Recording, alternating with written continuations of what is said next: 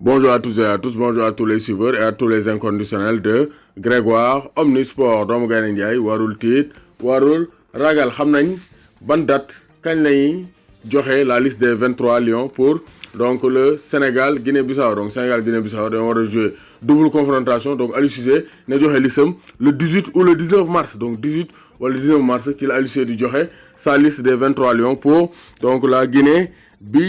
Donc 10 000 billets commercialisés. Donc pour ce match-là, au Stade Lat Dior, 10 000 billets seront commercialisés par la fédération. Donc actuellement, nous sommes organisation. Donc Diafra Sakho s'exile en Pologne. Donc Diafra Sakho dem na fële ca Pologne pour poursuivre sa carrière. Donc Mexique, nous avons dit, mais finalement, il reste en Europe avec le Górnik Zabrze, actuellement 11e du championnat de Pologne sur 16 équipes. Donc Thomas Tuchel content na ci Gana Gueye. Nee na vraiment, c'était un match très bon de sa part. Donc Idrissa Gana Gueye aime beaucoup courir et aussi faire des courses offensives. Donc Gana Gueye, donc il a été bien apprécié par Thomas Tuchel parce que keroog donc vraiment Gana Gueye def na match bu baax a baax face à Dijon d'Alfred Gomis toujours blessé. Donc Gana Gueye nee na on doit rectifier les erreurs donc de la Ligue des Champions. Donc on doit se qualifier pour les quarts de finale et on va tout faire pour se qualifié. Donc Naples, Koulibaly s'est entraîné hier, dimanche bi Koulibaly entraîné na la direction napolitaine de concert avec le joueur et son entraîneur Gattuso ont décidé de faire suivre un programme spécial pour Kalidou Koulibaly. Donc programme spécial lañ koy defal comme ça Koulibaly ne mën a ñëwaat à la compétition. Donc ça c'est une très bonne nouvelle pour le Sénégal en perspective des matchs face à la Guinée-Bissau. Donc Teungueth FC inarrêtable Teungueth FC actuellement kenn moo ko téye doo fekk Pikine dóor ko 2-1 mafia bi ku ci bokkul xiir bi dalay dal Pikine nag xiir bi dal na ko Baye Djibi Diop moo dugal ancien joueur de donc du Stade de Mbour et Djibril Silla. Donc ils ont crucifié les joueurs de Pikine. Donc Pikine bu Momo Faye Mondial Chelsea ak Pape Dione Kawman Thiam. Donc l'AS Pikine de Ibrahima Sène aussi Samba Ndiaye donc a été battu par Teungueth FC. Casa Sport moo doon Stade de Mbour 1-0. Donc ça c'est une bonne nouvelle pour les Casa FC bi nga xam ne dañoo amoon ay difficultés pour gagner à domicile. Donc Snaps aussi gagné na Dakar Sacré-Cœur 1-0. Gorée doon na Douane 1-0. Donc belle remontée de l'US Gorée de Sidat Sarr. Génération Foot belle réaction avec un triplé de Barthélémy Diouf, Jean-Louis Barthélémy Diouf, meilleur joueur du championnat local l'année dernière, ñëwaat na et de retour triplé face à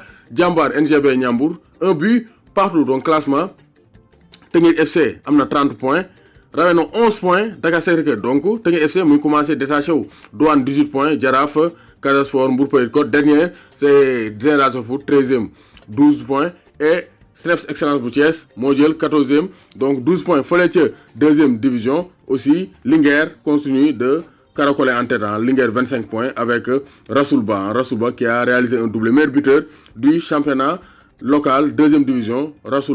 Mohamed Rassoulba attaquant de la Linguère de Saint-Louis. Donc Sonacos bu Diourbel bu Amadou Kane Mohamed Fall ak Yadou Gueye les Diourbellois les Bol ñoom dañoo nul un but partout face à Keur Madior de Mbour. Donc Linguère mooy premier, Guédiawaye Football Club 2e 21 points, US Ouakam 19 points. Donc Linguère moo jël premier avec 25 points. Donc côté Sénégal meilleur buteur c'est toujours Cheikh Amadou Bamba Dieng 12 réalisations. Donc c'est 2 matchs sans marquer pour Cheikh Amadou Bamba Dieng. Donc gis nañ ne donc ODCAV Dakar phase régional Dakar ren kan moo ko jël c'est Guy Bënn Guy Bënn fële ci Rufisque moo daan kii di Ndar du Ndaw donc 3-1.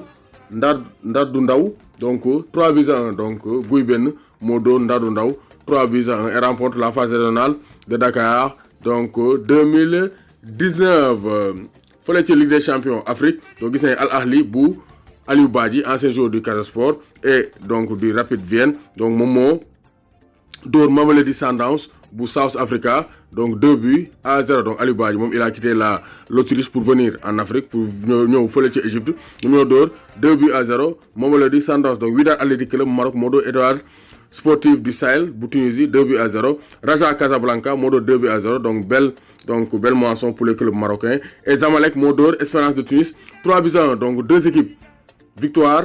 donc ñaari équipe marocaine ñoo gagné ak ñaari équipe égyptienne en attendant les matchs retour. Donc meilleur buteur c'est Mouleka du TP Mazembe avec 7 réalisations. doomu Gaynde Njaay warul tiit warul ragal.